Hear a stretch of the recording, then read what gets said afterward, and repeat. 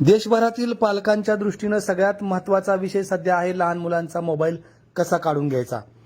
बारामतीच्या ज्ञानसागर गुरुकुल शाळेचा हा व्हिडिओ म्हणूनच सध्या देशभरात व्हायरल होतोय। मोठ्या प्रमाणावर लोक पाहत आहेत। यामध्ये लहान मुलांना समोर बसवलेला आहे आणि शाळेतील शिक्षिका मोबाईलच्या विषयी जनजागृती दाखवते। शाळेतून घरी आल्या आल्या आपण दप्तर तसंच फेकून देतो आणि स्कूल बॅग फेकून दिल्यानंतर थेट मोबाईल घेऊन बसतो। मग आपल्याला आई वडील आपल्याला सातत्याने सांगत असतात की तू मोबाईल घेऊ नकोस, पण आपण मोबाईल सोडत नाही।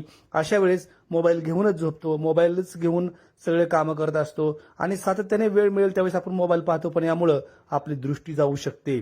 असा संदेश या व्हिडिओमध्ये देण्यात आल्यानंतर डॉक्टरांनी ते तपासलं आणि त्यामध्ये तिचे डोळे गेलेत असं जाहीर करून टाकलं। याचा धसका या बसलेल्या विद्यार्थ्यांनाही एवढा बसला की त्यांना ज्यावेळी हे मोबाईल पुन्हा तुला पाहिजे का म्हणून विचारायला सुरुवात केली, त्यावेळी या मुलांनी नको नको म्हणून सांगायला सुरुवात केली। हा मजेशीर व्हिडिओ सध्या देशभरात चर्चेचा असून या ठिकाणी मुलांना मोबाईल दिल्यानंतर मुलं मोबाईल घेत नाहीत अशा स्वरूपाचं चित्र दिसलं।